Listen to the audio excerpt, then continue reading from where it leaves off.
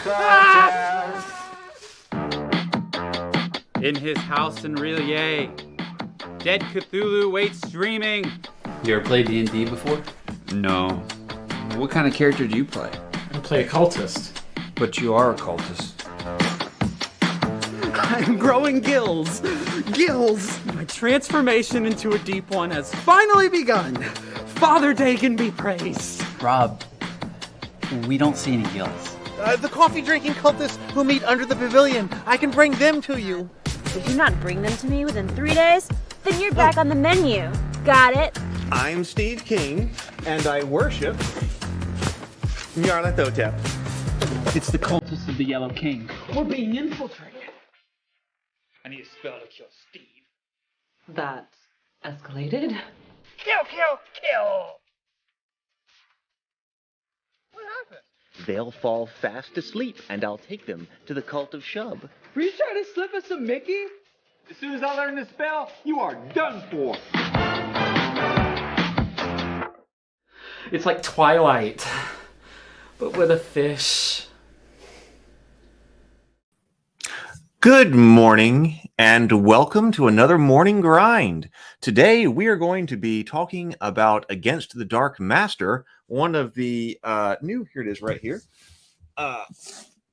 which we have actually looked at on the site before, on the channel before, because I did do a basically a read through and a discussion of all of the Against the Darkmaster rules with a PDF version that was basically, I guess it was I don't know if they called it the Getting Started Guide, but it was the smaller guide in PDF, and I went through it rather extensively, so I'm not going to duplicate everything that we did, there in this video, but I did go over this rather extensively in another one, but now I have the complete core rules. I've got the complete core rules, and this is a massive book, so that's what we're going to be looking at here today, and we're going to try this additional experimental setup because I actually have a secondary camera set up now. I've got it working, but it's not great. But this is still kind of an experimental stage, but I think it should be able to do what we want it to do. I have got a webcam over here that will go down onto my desk so that we can look at it and go over it. If you have another recommendation for a better webcam, though, please do let me know, because I thought this webcam was going to be really good. I use my cell phone for this camera, but and I thought I had a good webcam, but I ordered one that I thought was going to be good, and I realized it just absolutely was not as far as the visuals go that I wanted. So I got my phone set up over here, but now I need a secondary cam. So if you have a good webcam recommendation, please let me know. So I hope everybody has their morning drink. I've got my morning coffee, Cultist's Coffee, right here. That's available on ravenkeep.net. I ship out these mugs myself. I've got Cultist Coffee and Witch's Brew. So enjoy whatever kind of drink you would like to have this morning while we talk about games and fantasy. But, whether that's the coffee, tea we talked about, hey, if you need a shot of bourbon, go ahead. I don't know what time zone you're in. Even if it's in the morning, well, you've got, this is a judgment-free zone. So beer, shot of whiskey, whatever. I don't know your time zone, right? Let's see. We've got Ahrum is here. Thank you so much for being here again. She runs the Positive Fandom YouTube channel, and we have talked about the state of fantasy and the need for constructive activity in geekdom and fandom today on other videos. So they're here on my channel. And of course, here we are trying to be positive and constructive. Bill, good morning, Bill. Great to have you here. Actually, I was just talking to Inner Light, who is here, of course. And Inner Light says, it's good to have the emotional support, inspiration, and get out there and do your thing so that I can actually fuel some creativity. And that is a big part of what I'm trying to do with the Morning Grind show here, because I need exactly the same thing. I've gone through a long period of time where my productivity has been extremely low, but there's a lot of stuff that's got to be done. That I'm trying to accomplish. I got the books I'm trying to write. I was working on the RPG system just yesterday. Actually had an extremely productive day yesterday. One of the most productive days I've had in probably 6 months. But there's a lot of work to be done. You're thinking about the RPG system, 2 campaign books, and then also the novels. But I'm trying to break that down. I've been working on it. I'm trying to break that down into steps. And I think that going through Morning Grind here, what we're doing, getting feedback, but then also inspiring you, hopefully, to do your creative stuff, whether that's in gaming or writing stories or whatever else it is, and possibly being active too. I took a 6-mile hike yesterday, so I've been trying to get more physically active too. I think that's a big part of it. Did 6 miles yesterday on top of being extremely productive as far as work goes. All right, so I do want to get like an announcement video. I think that would help me out. But let me put down here, if you are new here, I want to put the Ritual board game on GameFound in the chat. Ritual, let me add this in right here, is our game of spellcasting and betrayal. Ritual, the Cthulhu Cultist party game of spellcasting and betrayal. And you know, the fun thing is, I've been putting this out on Facebook. There is a Ravenkeep Facebook page, which, by the way, this should be live on as well if you're a Facebook person. I think most of the people here are YouTube people. I'm a YouTube person, but I'm also streaming this simultaneously to Facebook on the Ravenkeep YouTube Facebook channel where I put stuff out. And I had been putting stuff out about the Ritual game, and I've been surprised the number of people who tell me I'm going to hell. Or maybe I shouldn't be surprised about that. But it seems like a number of different comments are like, what are you doing with this game? You're all going to hell. Now, I suppose most of us are used to that if you are into tabletop gaming and RPGs, because we went through all of that with Dungeons and Dragons and all of that as well. So many of us are already familiar with being connected to a satanic kind of hobby.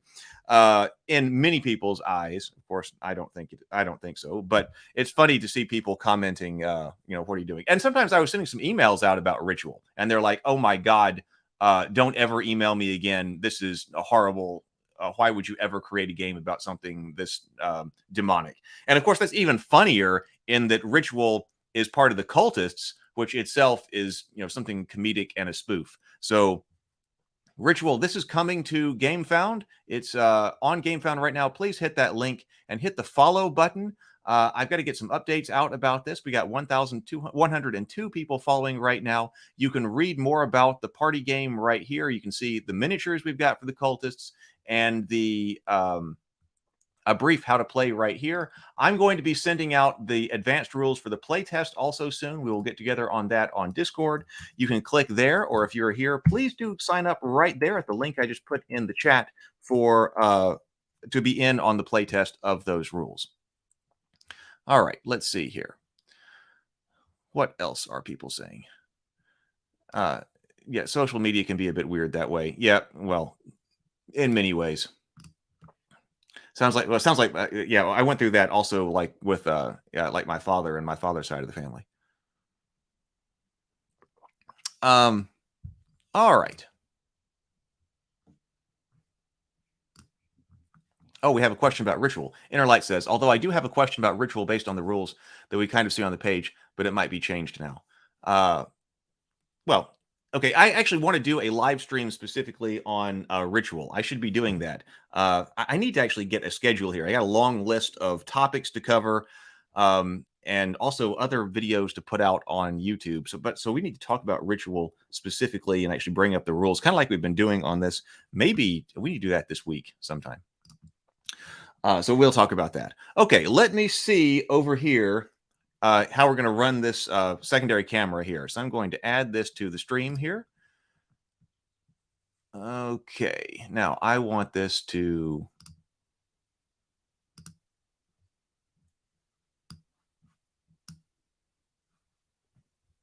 All right, well, I suppose that I'd really like it to be kind of...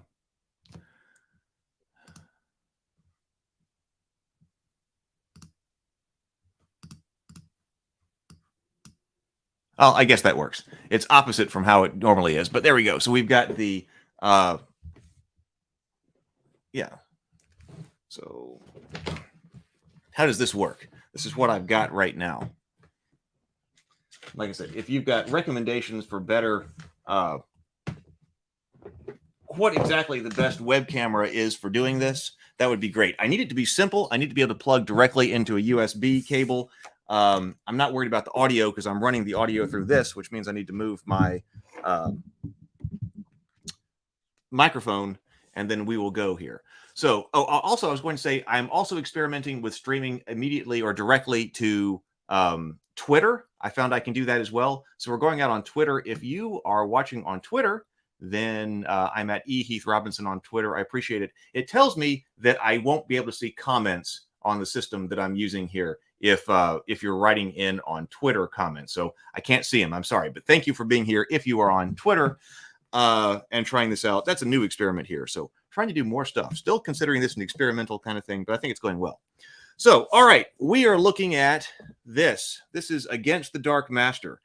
Like I said, I've looked at the PDF before, but this one was sent to me by the people over at Open Ended Games, and I really appreciate that. They sent it to me a while back ago, and I have been meaning to get to the core book, but I hadn't had a good way to do that because I've been trying to experiment with my different formats and things like this. So I've wanted to look at it before now, but now I think I finally just about got my, got this experimental system up where we can basically look at it. A lot of people have said, and this is true, that this is kind of like an updated and streamlined MERP. And MERP was my first role-playing game that I ever got. And I am a huge fan of The Lord of the Rings and Middle-earth. And this was my first experience with what a role-playing game was. And I've also reviewed this. We've done a read-through and discussion of this on the channel as well. So if you want to get into MERP and all of its criticals and things like that, I did several video series on MERP, so you can check that out. So a lot of people do say, yeah, basically this is updated and streamlined MERP. And based on the conclusions that I came to when I was looking at it in the other videos, I basically thought that, and I thought, yeah, if I were going to run something like MERP today, then I don't think there is much of a need to go back and run MERP unless you're doing it purely for the nostalgia purposes. It looks like that if you were to, it looks like I would probably pick up Against the Darkmaster today. It does several of the same things, or lots of the same things, but it is trying to clean it up, streamline it, and make certain things more modern. So you still get all of the things that you liked about MERP, but you also get it streamlined and more modern. Now, this is one of the biggest things, no pun intended, that I noticed as soon as I got this in the mail. And this is just how gigantic this core book is. It's huge. Now, like I said, I just went through, I don't know if they call it the Quick Start Guide, but something like the Quick Start Guide. And it was not this long. And so when I said, well, now here's the core rule book. Look at this absolutely gigantic core book that is that they produced. I want to know exactly what is in this that makes this book so absolutely gigantic. So when you compare that, that's what I was doing here, to the MERP book, I mean, that's pretty much your standard size RPG book that that's in this particular format. That's pretty standard. This is like 3 times that or something. I mean, look at that. So this is an absolute behemoth of a book here. And I do like this this art right here. I do like the cover. So we are going to see what is inside this book. Now, actually, I think it might be better if I tilt this a little bit. That may be too much.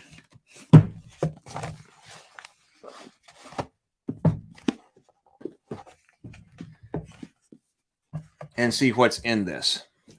I would really like to be able to produce books like this as we're working here. So let's take a look at what's in the table of contents here, so we know what we actually have here, and then try to get into how to play and how does it have it organized. Inner Light asks, does it have any ribbon bookmarks? No. I do not see a ribbon bookmark. No ribbon bookmarks. A lot of the bigger books are doing that right now. Yep, and that would be nice. I don't know how many times I've actually used them, but I do see them a lot in the books. See, it looks like I need more light on this, but I'm hitting as much light as I can. I think if it were a better camera, that would work better.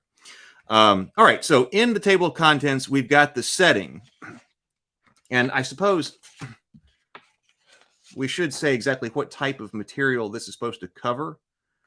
And it did do that in the PDF.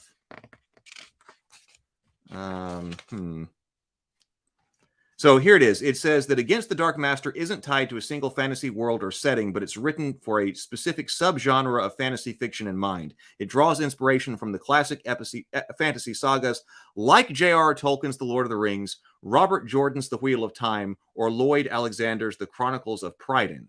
I don't know that one. So that's what we are trying to do here. We are not setting specific. So setting information about what this is supposed to be. It does say like magic is rare and dangerous. That's one of our headings here. Sources of inspiration. Wow. Good versus evil. So it does say deep down, every Against the Darkmaster adventure is the tale of a battle of good and evil. Shadows loom over the world. Magic is rare and dangerous. Most of the people living in the world of Against the Darkmaster know or at least suspect that magic is real. They've all heard stories about talking trees and fire-breathing drakes, tales about enchanted songs of the elves or wizards.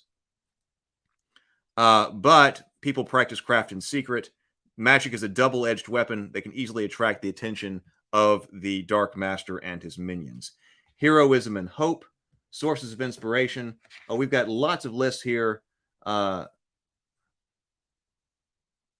R. R. Martin, A Song of Ice and Fire is written here. Brandon Sanderson, Mistborn.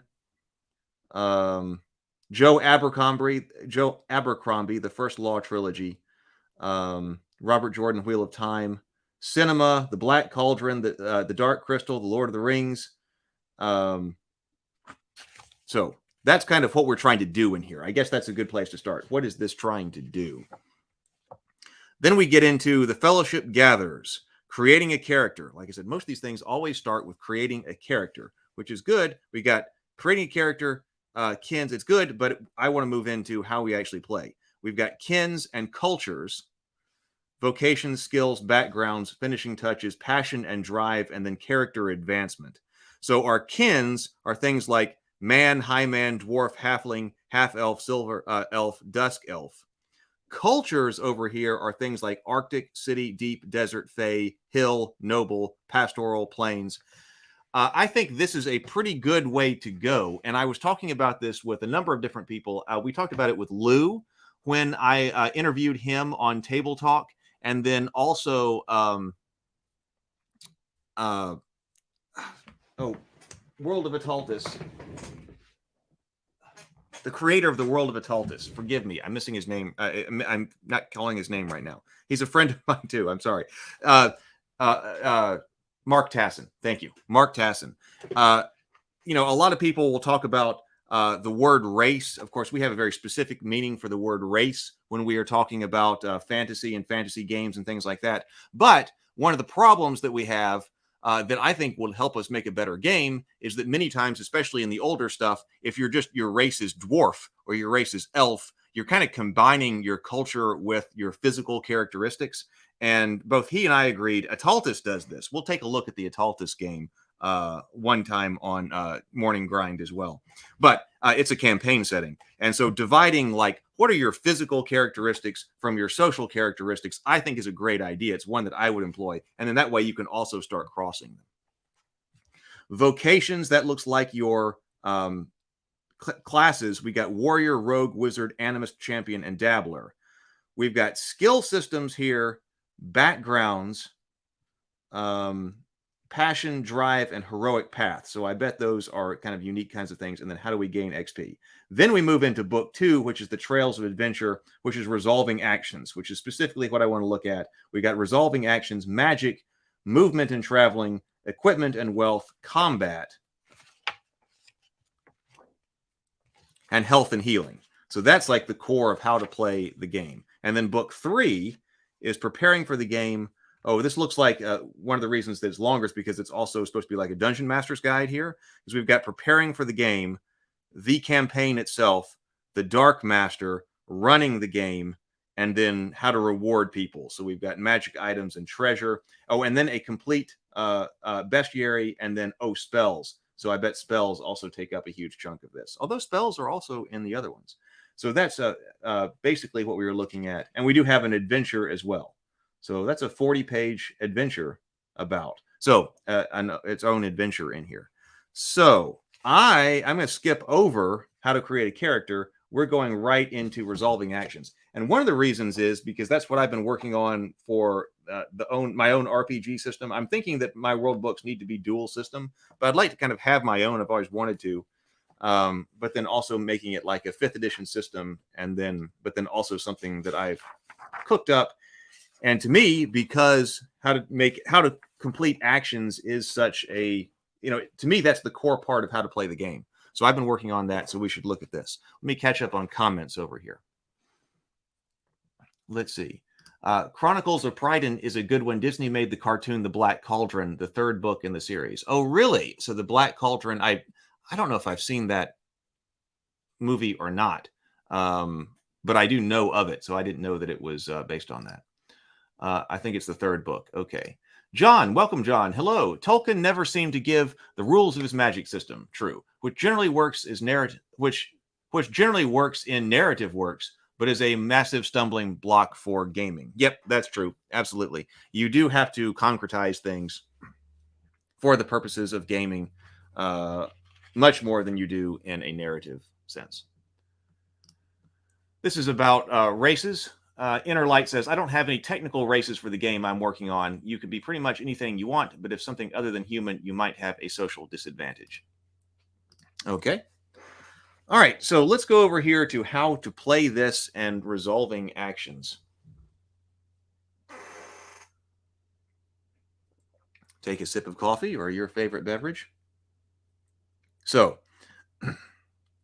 when a character tries to accomplish a task whose outcome has a meaningful and interesting influence on the situation at hand, the GM must call for a skill roll.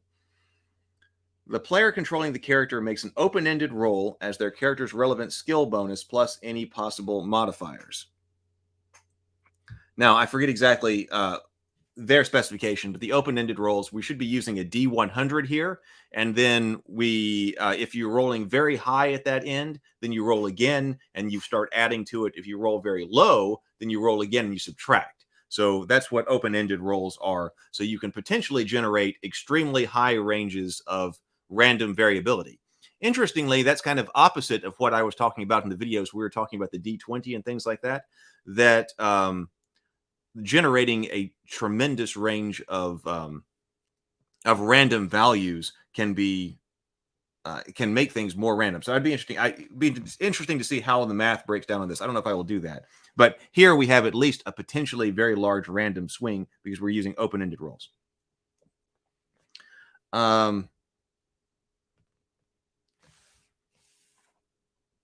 The player controlling the character makes an open-ended skill roll and adds their character's relevant skill bonus plus any possible modifiers. So pretty straightforward there. The final result is then applied to the action resolution table to determine the outcome of the task. So here is the action resolution table. So we've got options for 4 or less. We're going to be using quite a few tables here. I don't think as many tables as we use in MERP or Rolemaster, but we're going to be using quite a few of them that have been simplified because that's just a characteristic of this kind of gaming. So 4 or less is a critical failure. So so you got your open-ended roll, you add skill, add modifiers, and now I'm looking at what the roll is. I'm not looking at a comparison here. I'm looking at just what the roll is because part of the possible modifiers are how hard things are to complete. Most of the time, or we're often looking at something where, okay, you roll your roll, put in your bonus, and then you're trying to get over some kind of target number for your difficulty. That's not happening here because over here with difficulty, that's one of my primary modifiers. Standard is +0, whereas insane is -70. So some tasks are more difficult than others, requiring greater skill or luck to accomplish successfully. When a skill roll is called, the game master must determine how difficult the task being attempted is, choosing a difficulty for it. The higher the difficulty, the higher the negative modifier associated with it. There's no theoretical limit to the difficulty of a skill roll, and thus to the penalty associated with it. However, you can follow the guidelines in the table to quickly assess the difficulty and determine the inherent modifier of the action attempted. So that's important. That challenging +0, standard +0, challenging -10 which is a task easily accomplished by skilled characters. However, it can be tricky for a novice or unskilled characters. Hard is -20, a task requiring dedication and effort by even skilled characters. Heroic is -50, something really tough to accomplish even by the most skilled masters without aid or great luck. And then insane things are -70, which you're not even supposed to talk about. Don't even think about trying to accomplish this. Now, we do have, this is the skill. We have some information here, I guess, on the probabilities. Interesting, 50-50. This is the skill bonus required to have a 50-50 chance of getting that result. Okay, so over here on the action resolution table, because we said we got to roll the die, put our modifier on there, which is our difficulty, plus our skill bonus. And then we have several options: critical failure, failure, partial success, success, and outstanding success. Of course, in this kind of game, we've got critical failures, because if you're coming from MERP or you're coming from Rollmaster, detailed critical tables are a big deal. And we went over some of those in the MERP video that I did. Some of them can be funny. You should check those out. There's a dedicated video on criticals. So that comes over. We do have critical failures and such. James Huddleston is here. Welcome. Welcome. So open-ended works in both directions. You look up the total modified result of the roll of the ART. Yes, open-ended works in both directions. It can be high or it can be low. So that's one of the reasons why you can roll yourself into massive critical failure and have something happen to you. You can also roll your way into massive critical success. Yep. ART. I might have to look that up. Is that action roll or something like that? But so 4 or less critical failure, you don't get what you were trying to accomplish, and you put yourself in danger, breaking a piece of equipment, take twice the amount of time normally required, or grant your foes a +20 on their next roll against you. 5 to 74 is a failure. You don't get it. 75 to 99 is partial success. You only partially accomplish what you were trying to do, or manage to do it, but with a cost, complication, or trouble. I was actually reading a lot about people's opinion on partial success last night on Reddit, and how people feel about that, because I don't know how much detail it goes into here, but are we tossing it to the game master? Okay, 75 to 99, that's the middle range. You get a partial success. You only partially accomplish what you were trying to do, so you have to adjudicate that, or manage to do it with a cost, complication, or trouble. I do want to be sure that, I mean, I like partial success, but I don't want the game master to have to narrate it on the fly. 100, so 100 is a target number. That means success. I do like that, because we want this to be easy to remember. Oh, we've got that. Oh, ART. I'm looking at it. Thanks, James. James says ART means action resolution table, which is what I'm looking at right here. Open-ended works in both directions. You look up the total modified result of the roll. Yep, on here. Exactly. So I got that. Success, you accomplish what you are trying to do.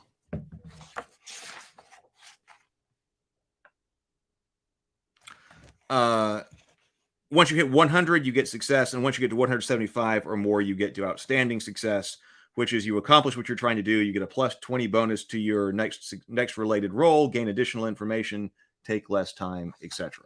So I guess that is our core game mechanic. Open-ended roll plus skill minus or plus other modifiers. So over here, since we've got that 100, this is the skill bonus required to have a 50-50 chance of getting that result. Oh, so you've got a 50-50 chance of getting at least a partial success on a hard task if you have a skill bonus of at least 45. You have a 50-50 chance of getting a success on a hard task if you've got a skill bonus of at least 70. You've got a 50-50 chance of getting an outstanding success on a hard task if you've got a skill bonus of 145. The skill bonus required to have a 50-50 chance of getting that result, assuming 51 rolled. Oh, assuming a 51 rolled on a 1d100. So they do try to go ahead and give you some information on the statistical breakdown of the likelihood. Let's see here. Bill says, when DMing with my kids, I always include the ability for them to achieve partial success. Have a feeling my games would end much faster with tantrums from the youngest otherwise. Yeah, well, that could be also a factor. Yeah. You know, I was thinking that if you say, hey, I'm going to try to kill that orc with this sword. Okay, how do we adjudicate the death of the orc? Well, it's often through hit points. But that in and of itself seems to be a kind of partial success mechanic. Well, you weren't able to successfully kill the orc outright. You only partially killed the orc. So that's what hit points are. So I think if I'm thinking about a partial success kind of mechanic for a game, I would want it to be, you know, universal. And it seems like it's something like that. Hit points adjudicate partial success in combat. You only partially killed him. So maybe that needs to come over to non-combat situations, or when you think about some kind of non-combat situation, partial success, they can apply in combat situations and make that kind of universal. Scott Jones, welcome. Hello. Some games have success with complications. Yep, and I want to talk about success with complications and falling forward and things like that on other Morning Grind episodes, because I know those are controversial too. I see a lot of back and forth about whether or not people like them. Inner Light says, one of the things I will be working on for my game soon is what partial successes, complications, and victories look like for each skill in the game. And I think providing that kind of information is good because, like I said, when we were talking about Fate, one of the times that I see that the game slows down the most is when we have to adjudicate something creative, even if you're creative people, but you got to adjudicate something creative on the fly. James says, in this game, each relevant skill has a description example of what each level of difficulty might be. Quite handy. Excellent. Excellent. Wonderful. So I like this. So that, I guess, is our core action resolution mechanic. I do wish right here on skill rolls that it gave me exactly what the open-ended roll meant, because I don't know what numbers it is. It's not important right now. I'm sure it's previous, but that is our general action resolution mechanic. We've got information on tools. The die is cast save rolls. Okay. Some attacks require their target to make a saving roll to avoid their effects. So this is kind of like an action or an active defense. It's not exactly an active defense for your sword swing, but here is a way for you to resist and for the characters to be able to do that. So toughness save rolls represent a character's innate resistance to physical threats, such as fatigue, poison, disease, and similar effects. Willpower. So we've got, toughness, and we've got willpower. I was thinking last night, well, I'll talk about that later. So I was thinking about different ways that we interact with the world in games and how we can resist interaction of the world. And things like toughness and will, we see them over and over again because I think they represent our world in abstract categories very well. Okay, let's go over to magic. Now, see, magic is the thing that we don't intuitively understand because we don't have magic in our own world. So we always have to have these complex rules for magical effects. So we're moving over here to magic. And we already brought up that, like, if one of our sources of inspiration is Tolkien, well, we don't have a lot of how the magic system actually works as far as crunch. So we have to adjudicate something. We have to make something up. That's always been one of the things that people talk about with MERP all the time. That MERP might be one of the systems that least well adapts Tolkien's world to a game system. Some people will disagree with that. Some people love it, of course, but its magic system and how magic oriented it is often something to think about. But this isn't just Tolkien. This is going for a lot more things as well. So how do we cast magic? Let's see here.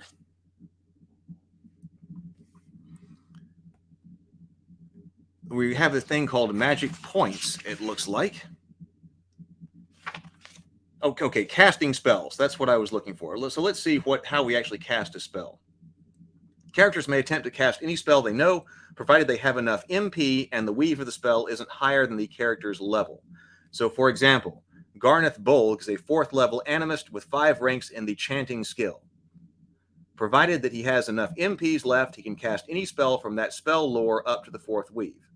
Conversely, he knows the repel magic spell, but cannot cast it yet as the weave spell is higher than his current level. Okay.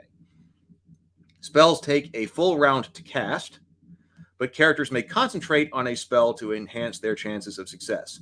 To concentrate, the caster must spend a full action focusing on the spell they're preparing, chanting, or drawing arcane symbols in the air. Each round spent this way grants a plus 10 bonus to the spell casting roll up to a maximum of plus 40. Okay, now that's something that I like. And I remember, because like I said, MERP was my first full-fledged role-playing game. And of course, it has concentration for spells, which means that spells can take more than one round in order to go off. And you can increase your chances of having a successful spell by concentrating. In general, I like that. But here's what I'm thinking about when I'm thinking about game design. As far as the game goes, people want to be doing something on their turn a lot. And you want to have an impact on the game. If the warrior can swing their sword every round, then something like Dungeons and Dragons magic system where, okay, the wizard can also cast a spell every round. I mean, there's some limit to the amount of spells they can cast, but generally you're not waiting around from round to round in order to cast a spell. If you are encouraging casters to concentrate, which may not necessarily be the case here, because many spells may be easy enough to cast on a single turn. But if you have this concentration mechanic, that caster is not doing anything on their turn. I concentrate on my spell. Okay, next person. That does mean that you want the rounds to go by very fast, because if the spellcaster may give up 4 of their turns or 3 of their turns or whatever, you don't want them sitting there for half an hour or more. And then you also want that spell to be very impactful when it hits. Did I just say the word impactful? I did. You want that spell to have a major impact when it hits so they feel like they are contributing. So anyway, you can concentrate to increase your success. Improvise spells. While risky, it's possible to completely forego preparation and cast a spell without concentrating first. Spells cast this way are called improvised spells and impose a special penalty of -10 to the casting spell roll. So if you don't concentrate at all, okay, so yeah, we have to spend 1 full round focusing on the spell they're preparing. If you don't, then you take a -10. So I guess that's like instantaneous casting. You've got to sit out 1 round just concentrating, and then you cast your spell. If you don't, you're at -10. Spells marked as instantaneous gain no benefit from concentration, but only require a half action to be cast, and improvising without incurring the normal -10 penalty. So that's instantaneous spells. Quickened instantaneous spells. Casting spells in armor. Mages usually shun armor, as their weight often provides a distraction to those not accustomed to it. Armor movement also applies to spell casting rolls. Okay? Classic difficult to cast spells in armor. Other modifiers. Spellcasters also get +10 to their roll if their targets are completely static, meaning they're unrestrained, unconscious, or unable to move. So to cast a spell, the character must make an open-ended roll on the spell casting table. Spell casting table, so that's over here. Open-ended roll, so we could go very high or very low, adding their total skill bonus for the spell lore used, plus any modifiers. A roll of a 26 or more means the spell was successfully cast. The results roll on the spell casting table must be immediately resolved, applying the additional effects described on the table for the results obtained. If the spell requires a saving roll, the result column on the spell casting table will show the difficulty the target needs to beat on their save roll to resist effects. So here is our spell casting roll modifier table. Improvised, we talked about that. Without preparation, -10. First to 4th round of preparation up to +40, +10 per round. Target is static, +10. And then we also have range modifiers. Touching +30. That's nice. So you could, if you need to improvise, but you can touch them, that's good. Up to 3 meters, 4 to 15 meters, 16 to 30. More than 90 meters is -30. I wonder if it talks about in here, like if you can touch people with your wand or your staff. I remember that's a GURPS thing. That yeah, there's the ability to touching people to inflict them or affect them with magic is best. But if you have an appropriate tuned wand or rod or staff, touching them with that counts. All right, so let's take a look at the spell casting table. So up to 25 spell failure. 26 to 50. So that's why we say you got to roll larger than 25. So that's your key number. Our key number was 75 and basically 100 for success on actions. If you're casting a spell, our key number really is 26. That gets us a partial success. But really 51 is what gets us to success. So if you partially succeed on a spell, then if the spell requires a saving throw, the target automatically succeeds in their spell save against it. Otherwise, choose one of the things that apply the best. The spell duration is reduced to half. The spell effect is reduced to half its original area. The spell has no effect, but the caster retains magic points. So that's what we would look at. Success, 51 to 150. So that's the range.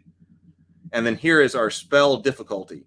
So when we're doing actions, your difficulty is a penalty that reduces that roll.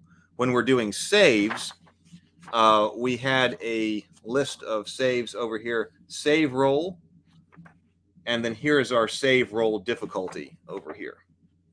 So those are handled differently. And then 151 or above, outstanding success. Magical resonance, because magic is never safe. Even the casting of a lesser cantrip creates resonance, a ripple in the fabric of reality, which can attract the attention of the Darkmaster and his servants. This has to do with casting spells of a weave higher than you've got. Oh, here's our a nice flowchart. I do like flowcharts. Can you cast that spell? Select a spell. Are your ranks in the appropriate spell lore equal to the spell's weave or higher? No. You cannot cast the spell. If they are, is your level equal to the spell's weave or higher? No, you cannot cast the spell. Is your level equal to the spell's weave or higher? Yes. Do you have enough magic points? No, can't cast it. Yes. Can you speak? All right. No, you can't cast it. So I guess all spells require speaking in the game because speaking is important to be able to cast a spell. Can you speak? Yes. Are you warping the spell? No, you can cast the spell. We'll have to look up what warping is. If you are warping the spell, then add the weave of the chosen warping options to the weave for the spell. The total is the new weave for the spell, and then you cycle through again. All right. Movement and traveling. Let's see if we get any comments over here. James also says, okay, there are a lot of descriptions of what different levels of success look like as well, and that is excellent. Oh, it's Matt. Hey, no problem, Matt. It's good to have you here. We are having a good time. Movement and traveling is something that I really want to look at in a lot of detail on the Morning Grind series, because I want to look at wilderness travel, overland, exploration. I think all of that's important, at least for the kinds of games that I would want to play.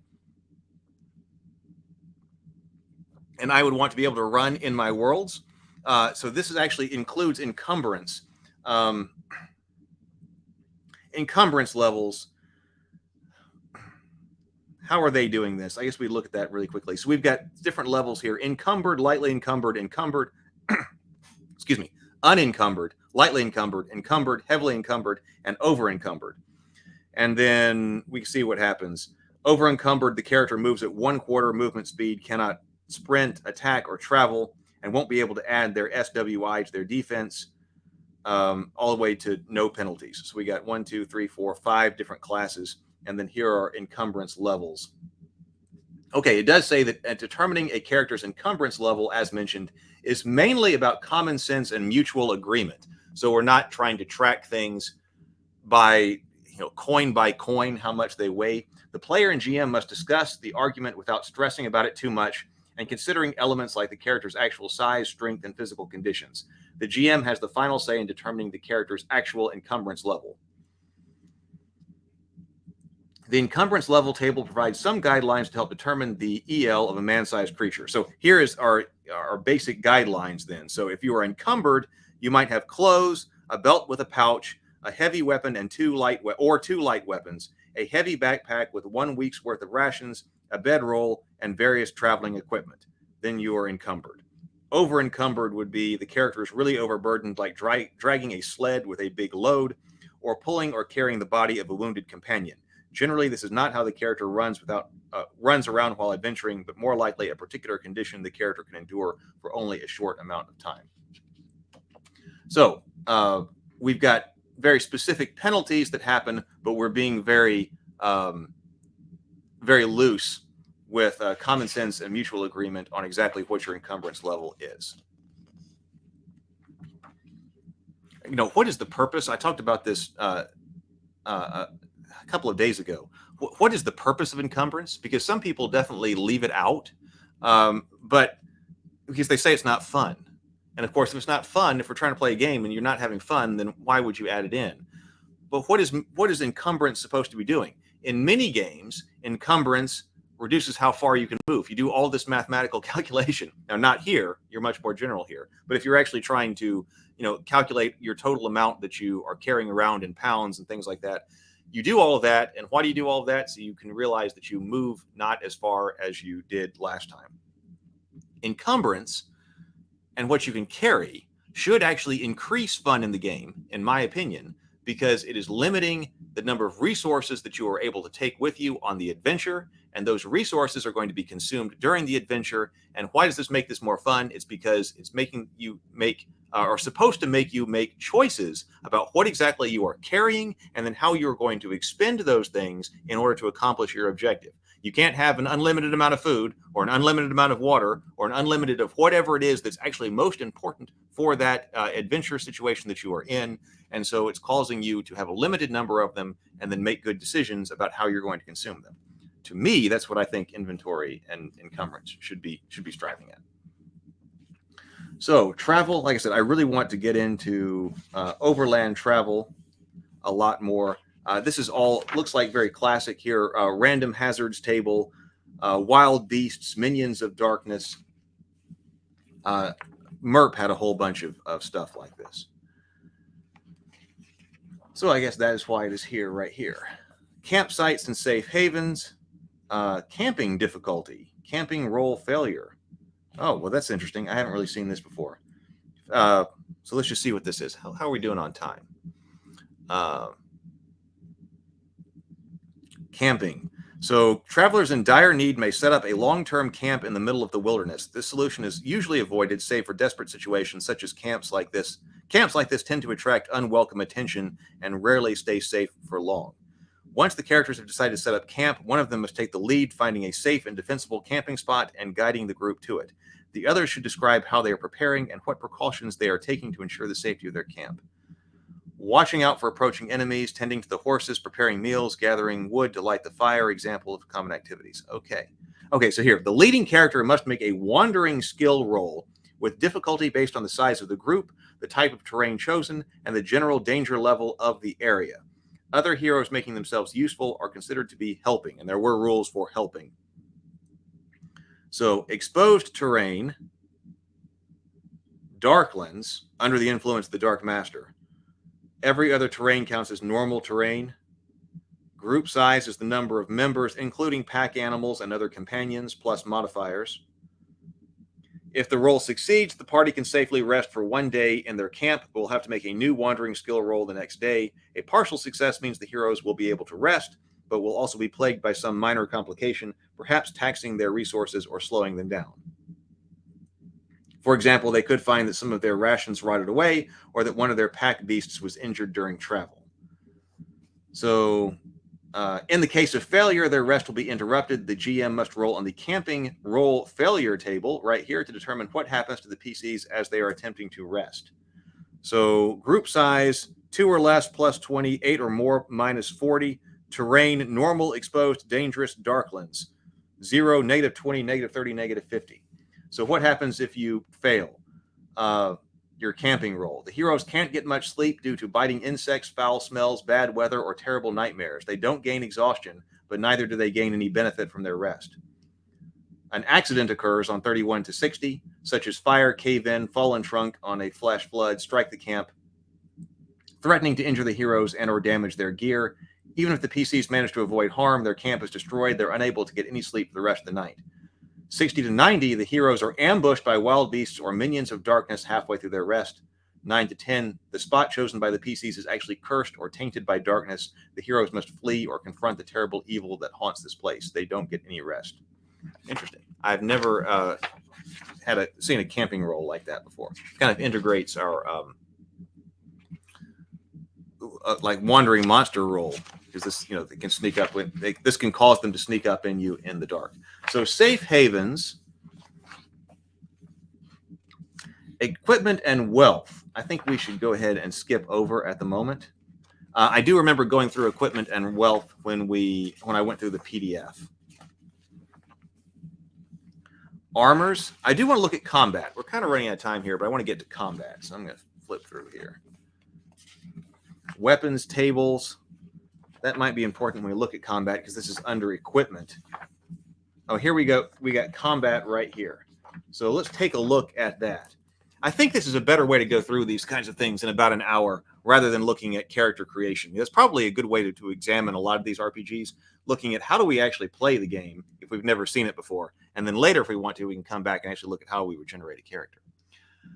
Scott says, old Rolemaster rules allowed you to cast spells higher than your own level. This seemed to be carried over this way. Yeah, I was in a group that loved Rolemaster. They were huge Rolemaster fans a long time ago. Yeah, whereas in D&D, you've got certain spells. They're not correlated with the level. They've got their own level, but you just can't get to them. Thank you. Yep, 10 minutes. Maybe Gabe says that maybe we should have a part 2. Probably should. We did 3 days on Fate, on the Fate core system. So I think that maybe we should definitely come back to this. I'm not sure if we will do it tomorrow or not, but yeah, you think I'm going to sit down with an hour and look at an RPG. And so we definitely should have a part 2. Not sure when, but I think we should. I also really want to do combat examples. I've been wanting to do that for like months and years, but I had no really idea about how to effectively do that. But it seems like maybe if I get a better camera over here, we could do some type of systems where we're setting up some miniatures over here, and then that way I can talk this way. We can put some dice over here, and then we can try to do some combat examples in some different systems. That's something I would like to do too. If that interests you, let me know. So in combat, let's go ahead and see what we're trying to do here. So we've got the tactical round here. The tactical round sequence is a quick reference list of 9 different phases: assessment, action, declaration, move, spell A, ranged A, melee, ranged B, spell B, and other actions. I think I was thinking about this last night, and I couldn't remember that it came from it came from Against the Darkmaster, because I was trying to think of different initiative systems. I'm not a fan of many initiative systems, but I think that this was one where we've got. I think that I would like to move to a situation, if you're not doing something as full-fledged as Hackmaster, which I really like, but I don't think it's right for the kind of RPGs that I'm doing. The Hackmaster initiative system, doing some kind of declaration. So action declaration, and then everybody resolves the actions in different phases. So the tactical round sequence, assessment phase. The first phase of every round, called the assessment phase, is used to keep track of lasting effects like the duration of spells or certain ongoing conditions such as bleeding and dying. In this phase, characters that are confused, disoriented, or caught unaware will also get a chance to make a special perception skill roll called an assessment roll as a free action to assess their situation. This roll is only made when a specific effect fully demands it, or if the GM deems it appropriate. Being ambushed, awakening from sleep, falling, tumbling, or being knocked down, being blinded by a bright flash, or suddenly plunged into darkness. If this perception roll fails, the character cannot declare new actions in the following action declaration phase for the round. Oh, okay. So you're out. They can still defend themselves by parrying, okay, with half their maximum available combat bonus, or keep doing whatever they were doing in the previous round. So action declaration phase. During this phase, players get to declare their character's actions and the intended targets, if applicable, for the round. The GM always declares the NPC's actions first, then the players declare their character's actions in any order they wish. Once all actions have been declared, they are resolved in the order detailed in the following phases. I like action resolutions. Oh, we got information on camping here. So camping sounds like the Forbidden Lands rules. I don't know that one. Could be. Against the Demon Lord. Oh, I mean, Shadow of the Demon Lord. Still got to wake up. DTS is a killer.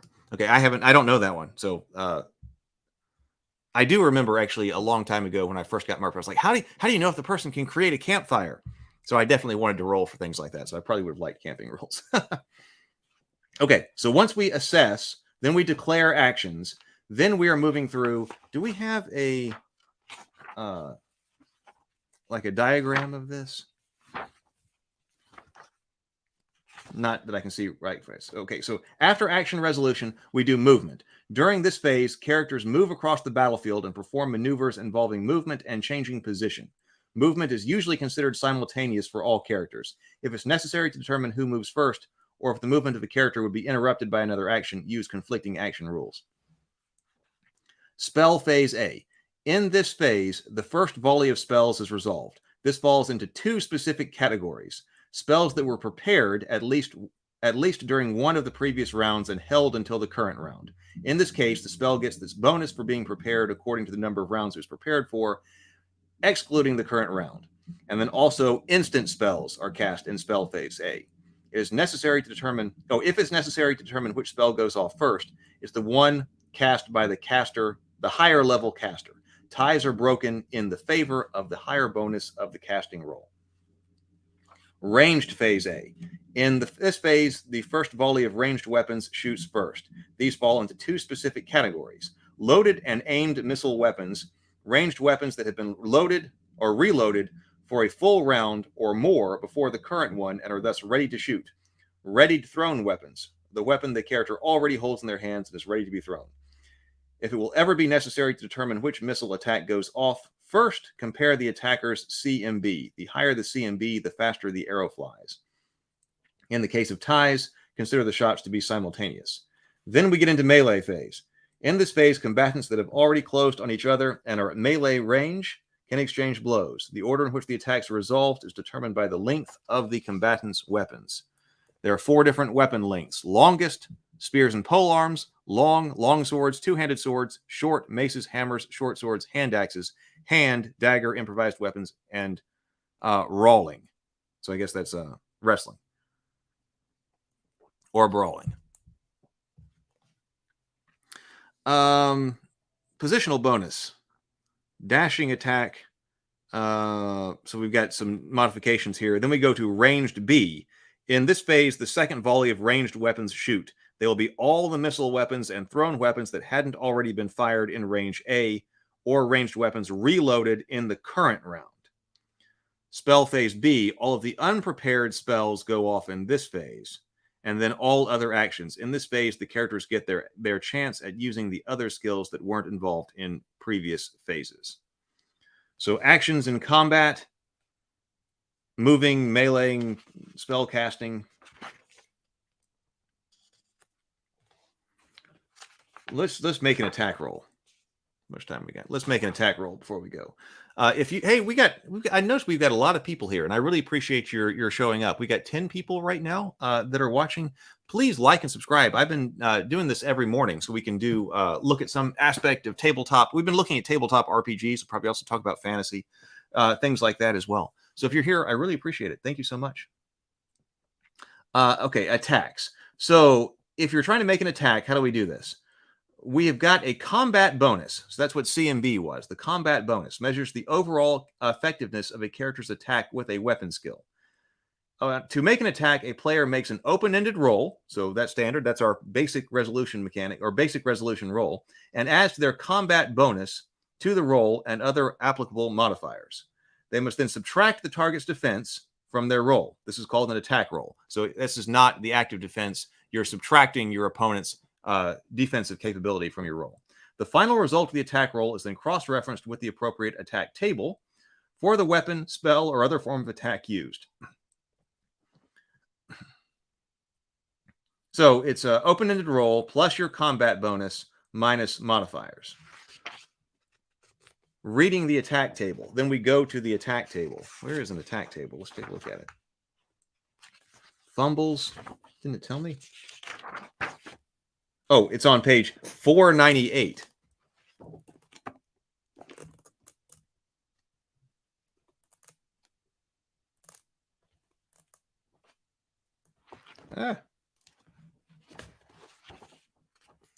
Here we go.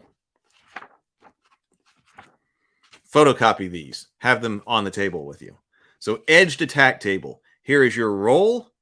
Here we've got NA, LA, MA, HA.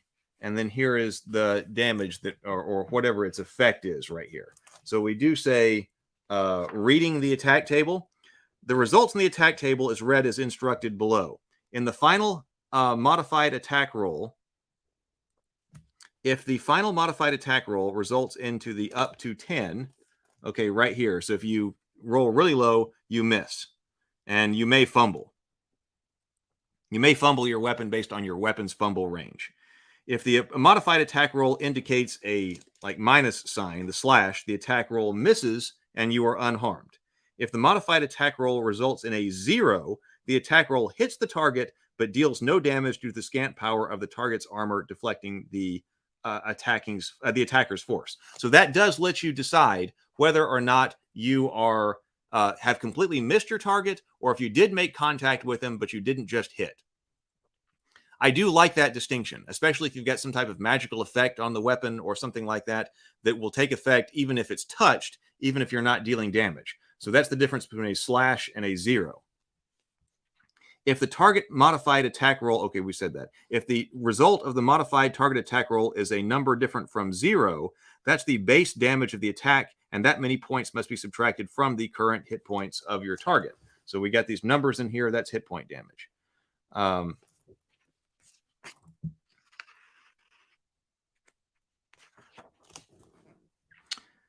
And then, if the result of the modified attack roll is a number and an acronym, like 16 mod, the number is read as the base damage of the attack, as explained above, while the acronym indicates the severity of the critical strike inflicted on the target. Read critical strikes paragraph later for more.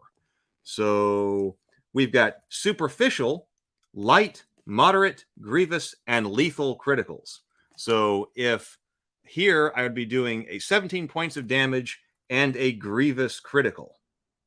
Critical strikes are rolled on the appropriate critical strike table based on the damage type inflicted by the attack. This is not open-ended. So here we've got a change in our roll type. This is not an open-ended roll modified by the severity of the crit that you are taking. So let's go over here. I believe I saw critical tables. Cut critical strikes. So I don't have the modifier right here. So what is my modifier for like a grievous critical? Oh, right over here. I wish that were on this table. So a grievous critical strikes are modified by plus 30. So I would do a non-open-ended D100 roll. I would add 30 to it, and then I would get some type of cut critical. Oh, I don't have a D100. I would roll it right here. What is a grievous critical? All right, I would need to roll 131 to 150. Oh, I could get target is beheaded, instant death. Otherwise, I've got things like strike severs lower leg from above the knee, plus 15 damage, prone, stunned, and 15 bleed. Cannot walk and is negative 60 to all other actions. Powerful strike severs weapon arm from the elbow, plus 12 damage, stunned, and 12 bleed. Arm is useless and negative 40 on all other actions. Powerful slash across the chest. If the target is wearing metal armor, plus 12 damage, stunned, 8 bleed, and negative 40 to all actions. If not, lungs destroyed and immediate heart failure. Drops and dies in 6 rounds. I guess we should do another follow-up on this, because if you're playing games like this, then like the critical damage and the fumbles and things like that, it's probably one of the major draws for you. Lightning critical strikes, frost critical strikes, dark magic critical strikes.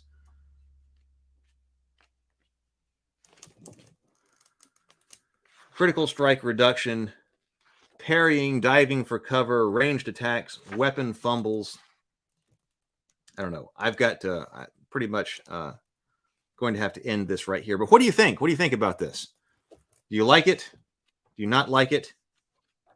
Would you try it out? I would try it out. I definitely would. like I said, I think if I were going to try to play a like Middle Earth game, of course, if I were trying to play a Middle Earth game, I might really try to do. I want to try out One Ring, but I think there is some nostalgia interest in trying to play this because, like I said, I did have players that are. I was in games that played Rolemaster. I was in games where we tried MERP. I'm trying to remember that. I'm pretty sure we tried it, but I don't know if I ever played it.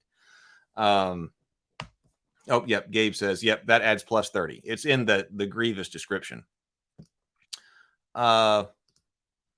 Access Your Inner Light says it feels like the combat is a little slow paced because everything you have to roll for. And you do have to look things up in tables. The players that loved Rolemaster, they were like, all right, no, you can make Rolemaster combat go very fast, but everybody has got to have their weapon tables and everything like that photocopied and sitting right there with them. And somebody else, is responsible for looking up some type of other weapon for the, a monster or something like that. And they made it go fast, but you have to be really prepared for it.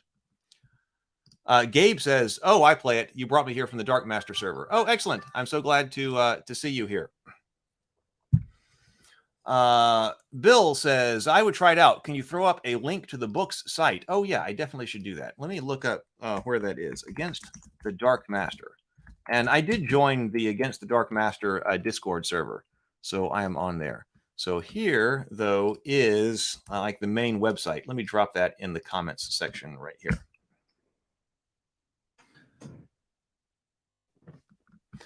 Gabe actually says that, haha, combat is fast because you don't want to do it. Yeah, I can believe that. James says you'll get fast with practice. I play a ton of Rolemaster. All right. Well, we are going to say, please be with us Friday night. We've got another episode of The Cultists. If you have not joined us for The Cultists yet, The Cultists is our comedy web show about modern day Lovecraftian cultists who are just trying to worship Cthulhu in a world full of people who don't understand. We are into the second season of The Cultist now. Season 1 is here on the channel. Season 2 is like halfway on the channel right now. Episode 6 of Season 2 is coming out on Friday at 7:30 p.m. Central Time. I will be here with the director of the show. I'm the producer, co-writer, and creator of that show. I'll be here with the director again on Friday for the after party. We will be giving away some stuff. I'm thinking that this time our giveaway on Friday is going to be the handmade dice trays.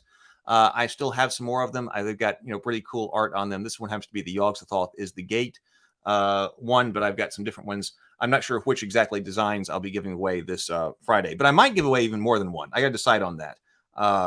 So you have to be present to win on the live stream at the after party. We'll be talking about the show. We will be talking about behind the scenes stuff with the director. I'd feel like some other actors to be there as well. So we're going to see. But that'll be going on Friday.